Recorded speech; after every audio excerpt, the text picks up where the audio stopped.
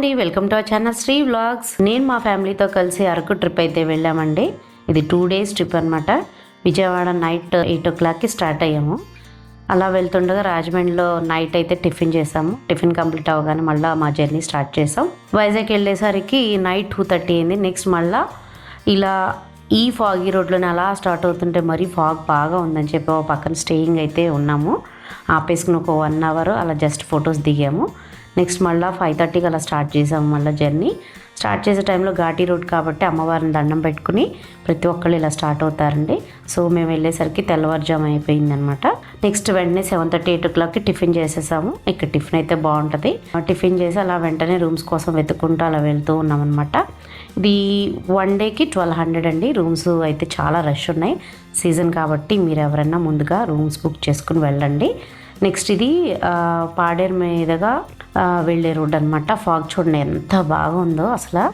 మీకు అసలు మీరు ఆ ఫీల్ అవ్వాలంటే కంపల్సరీ ప్రతి ఒక్కళ్ళు అయితే అరకు ట్రిప్ వెళ్ళాల్సిందే అండి. చాలా బాగుంది ఈ ఫాగ్ అంతా. తర్వాత మేము రూమ్స్ రెస్ట్ తీసుకున్న తర్వాత ఫ్రెష్ అయ్యి ఇక్కడ అతిథి దేవోకి లంచ్కి వచ్చామండి. లంచ్ అయితే చాలా బాగుంది. అండ్ అదే రూట్లో మళ్ళీ ఒకసారి మనం నేచర్ అంతా ఎంజాయ్ చేయాలని చెప్పి మేము పిక్స్ దిగుదామని అలా మళ్ళీ అదే రోడ్లో కొంచెం ముందుకు వెళ్ళామన్నమాట. అలా పిక్స్ దిగుతూ నెక్స్ట్ మా జర్నీ అక్కడ మళ్ళీ అగైన్ రూమ్కి వెళ్ళిపోయాము.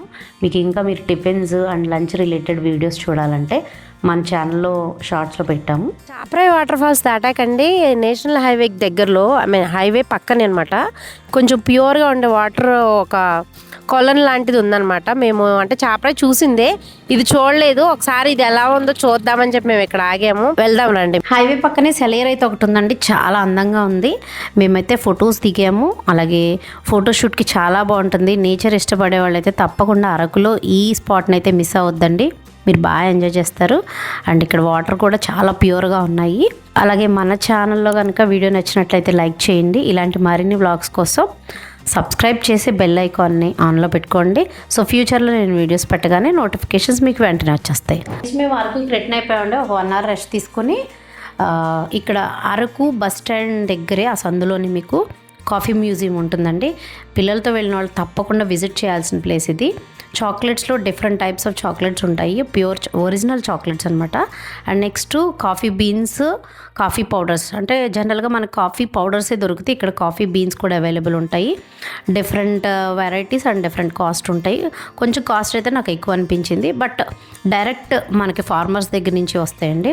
అలాగే వుడెన్ క్రాఫ్ట్స్, ఇలా చాలా రకాల బొమ్మలు, చాలా రకాలు ఉన్నాయి. అలాగే స్పైసెస్ కూడా ఉన్నాయండి. పసుపు కానీ, మిరియాలు, ఇలా హోల్ గరం మసాలా రిలేటెడ్ అన్నీ ఉన్నాయి. బట్ ప్యూర్ అయితే దొరుకుతాయి, చాలా బాగుంటాయి. మేమైతే కొన్ని స్పైసెస్ తెచ్చుకున్నాం, అలాగే చాక్లెట్స్ కూడా తెచ్చుకున్నాం. పిల్లలు అందరూ బాగా ఎంజాయ్ చేస్తారు, తప్పకుండా విజిట్ చేయండి. యాక్చువల్గా మేము వుడెన్ క్రాఫ్ట్స్ వీడియో కూడా షూట్ చేద్దాం అనుకున్నామండి, కానీ అక్కడ పర్మిషన్స్ ఇవ్వలేదు. సో ఇంతవరకే మేము వీడియో అయితే చేయగలిగాము. ఇంకా మేము నైట్ స్టే చేసిన టెంట్స్కి వెళ్ళిపోయాము. Next day morning Madagada sun rise view point చూద్దామని ప్లాన్ చేసుకున్నాం. 4:30కి లేచి 5:30 కల్లా ఆ రోడ్కి రీచ్ అయిపోయాము. అక్కడ బాగా క్రౌడ్ ఎక్కువ ఉందని చెప్పి వారికి వెహికల్స్ వెళ్ళే రూట్ లేదని చెప్పి అక్కడ పార్క్ చేసేసుకున్నాం. కొండ మీదకి 2 kilometers అండి.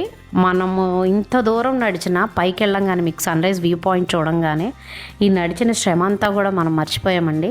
ఎంత మన బిజీ లైఫ్లో ఒక్కసారి కనుక మీరు ఈ అరకు విజిట్ చేస్తే మీకు చాలా రిఫ్రెష్మెంట్గా ఉంటుంది. ఇక్కడైతే అరకు సాంప్రదాయ నృత్యం జరుగుతుంది. మీతో పెద్దవాళ్ళు ఉన్నా పిల్లలు ఉన్నా కూడా ఫుడ్కి అయితే ప్రాబ్లం లేదండి. సో చూసారండి, సూర్యుడు అయితే మబ్బులు చీల్చుకుని ఎంతో ప్రకాశవంతంగా మనకైతే కనిపించేశాడు. సో అప్పుడు దాకా నడిచిన శ్రమ అంతా అయితే చూడంగానే ఎంతో ఆహ్లాదంగా అనిపించింది. నెక్స్ట్ మేమైతే ఇంకా రిటర్న్ అయిపోయామండి విజయవాడకి. మేము థర్స్డే రిటర్న్ అయ్యాం. ఆన్ ది వే వచ్చేటప్పుడు చాలా క్రౌడ్ ఉందండి, ఎందుకంటే వీకెండ్ కదా, బాగా క్రౌడ్ ఉంది. మీరు కనుక జనవరి లోపు ఎవరైనా వచ్చేవాళ్ళు ఎవరైనా ఉంటే కనుక 2 weeks బిఫోరే మీరు రూమ్స్ బుక్ చేసుకోండి. మీరైతే నేచర్ని బాగా ఎంజాయ్ చేసేవాళ్ళు అయితే టైం స్పెండ్ చేయొచ్చు, చాలా బాగుంటుంది. సో ఇది గైస్ మా అరకు 2 days ట్రిప్. మీకైతే నచ్చింది అనుకుంటున్నా. Please like, share and subscribe. Thank you.